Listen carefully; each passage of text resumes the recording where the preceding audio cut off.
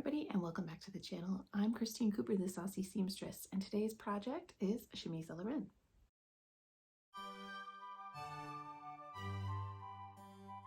First thing I want to suggest is that after you finish watching this video, you go to A Janeite Sews. She has a really wonderful comprehensive video talking about the origins and the history of this gown. And I feel like it's important to acknowledge that a lot of European fashion does not originate with Europeans, and this is one of those things. So for this project, last year, 2 years ago, I don't know, I bought this cotton muslin from Burnley and Trowbridge. I love the ribbon, and I love how the ribbing, there's two different kinds of pattern in it. Super nice. It's not sheer, but it is very light. So I bought this, and this fall I decided it was finally time to make it. I bought the Laughing Moon Roman chemise pattern. I made that up with some Halloween fabric, making my witch costume from a previous video. And I really like that pattern, but it closes in the back. I didn't like that it was gathered into a waistband. I normally do like that, but my weight is fluctuating and I wanted something that would be a little more adjustable. And so the Nora Wa, the Cut of Women's Clothes, has a diagram, a cutting diagram for a chemise à la reine. And so I used that to help guide me in draping my own.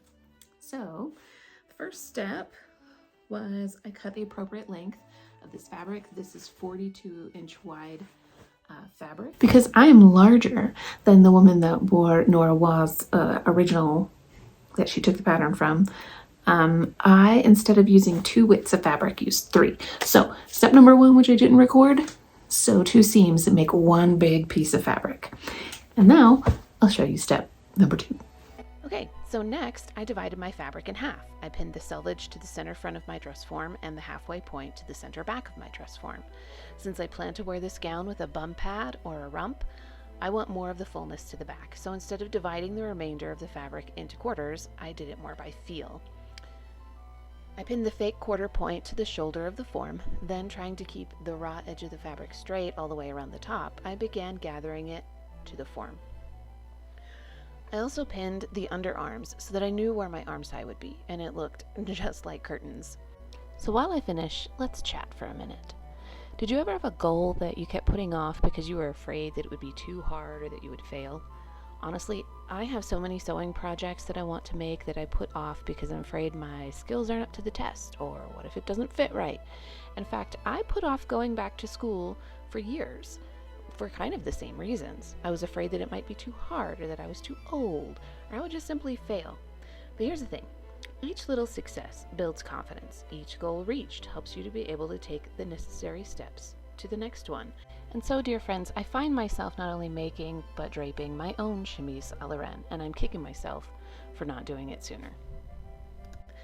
To mark the channels for the drawstrings, I took 2 pieces of ribbon, tied one around the waist, trying to keep it straight all the way around. I pinned that in place. I then tied another piece around the form right under the bust, trying to keep that as straight as possible and parallel to the waist ribbon. I then secured that with pins as well. The ribbons keep the fabric taut and simulate how it will behave when the channels are sewn. I then needed a way to mark the fabric so that it would remain when I take it off the form. So I used pins.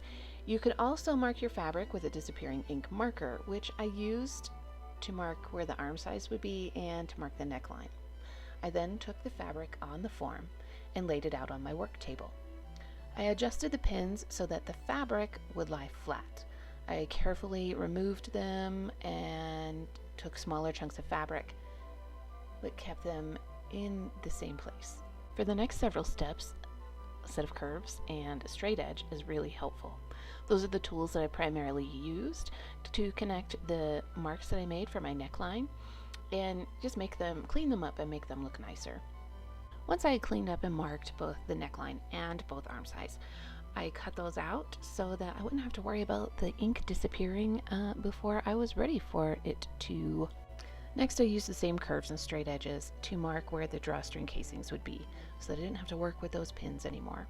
This just turned into sort of a lot of connecting the dots. I would make marks where the pins were and connect those with my straight edge or my curves as needed. Often I would stop and check to make sure that they were running sort of parallel to each other, just so that it would look right. So next I pinned my linen tape in place, matching the top edge with the marks that I had made. Now you'll notice that this is not white, it doesn't match my gown, but it's what I had. And the bonus of this tape was that it was really, really thin.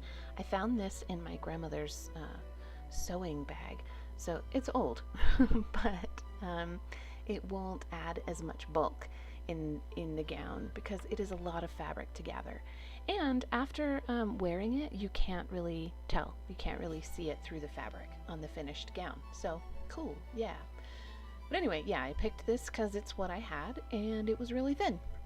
To sew the linen place and tape, I used an applique stitch, which may not have been the best option, but was what I used. I wanted the front to be sort of nice and clean, and the applique stitch has straight stitches that go right across the front and look kind of like running stitches. And you can't even see them when the dress is on because there's so much gathering. Next, I threaded some cotton tape through these channels. This was actually just for fitting, as the piece that I had wasn't even long enough. And I didn't even cut it apart because I use it a lot. But it goes back onto the dress form because what we need to do now is adjust some things and figure out some measurements. I'm adjusting the gathers to make sure that, I have enough in place, and then I'm pinning it up there because what I need to do is draft a new yoke and shoulder strap. And also adjust the gathers on the neckline. I need to make sure that I have enough bulk but not too much, and so where the shoulder straps would meet the gown, I have to gather those as well. Once all the gathers looked right at the shoulders and the back, I cut a new shoulder strap and yoke as one. So I wanted a little piece that would go across the back. I used this bit of scrap and it's going right across that back line and over the shoulder. This new piece is going to have to be drafted rather than draped because my dress form's shoulders aren't as wide as mine. So I took my measurements across my back from shoulder to shoulder. That's that line. And then I'm gonna do a cheat and use this pattern piece from a different pattern to kind of help me guide the shape of my shoulder piece. I don't want this yoke to be too high up in the back. I think I made it about 1 inch thick, and then cut that out. Having cut the yoke and shoulder strap piece, I hemmed it with a narrow hem so that it would sort of match up with the drawstring casing that went along the front neckline. I sewed the ribbon in place so that it wouldn't be pulled out. We did gathering stitches along the back, pinned that to the yoke so you can kind of see how that's gonna look. Sorry for my shoddy camera work here. And I also discovered a weird spot on my fabric. We're gonna gather this area where the shoulder straps meet the bodice. We'll have the nice straight flat shoulder strap meet the very beautifully gathered, well, we'll see, the beautifully gathered bodice. So I was very productive last night. I was much into sewing. Back is done. Gathered this section of the bodice. I don't like how that looks, so yeah, I don't know.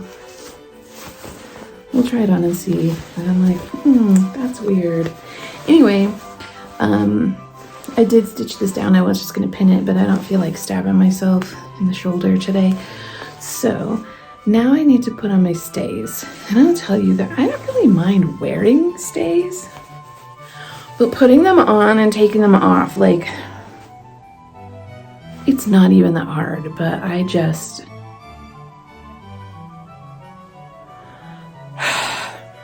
which is why I don't do as many fittings as I should in the process, because I just cannot be bothered. Next steps are to run gathering stitches on the top of the sleeve. And on all of this, I need to figure out how big I need to make the arm side and then stitch the sleeves in. The only other thing then that I need to do is finishing, like I need to hem the skirt, and I want to sew up the front of the gown to about here, I think. So that's all gonna be closed. I'm gonna leave enough room for me to like get inside, and then I need to change these out, which I have ribbon like this. I am going to order some cotton tape because these, well, this one can't, but these can be changed at any time. And I was just trying to get things done. I'm not quite sure how I'm gonna like how this fits, because I did have it pinned, you know, from when I had it on my body, and then I like took it apart to like pin it better so that I could stitch it down. And I think I might have accidentally left more room here than I would want to. Like, I think I wanted all of this pulled tight. But again, that is something that can be fairly easily fixed if it's not the whole way across. So with just like this one spot where I think it might be, I can just rip that part and resew it. So, not too bad. If I am allowed to concentrate on it, I can have it done today, which is pretty exciting. Well, my friends, it did not get done that day, but it did get done, and I love it. It's not perfect. There is some awkwardness in that shoulder strap area, but I feel confident in it, and I feel beautiful in it, and I'm proud of what I've done. So if you're sitting on a project or a goal because you're afraid, stop it. Just do it and have a great time.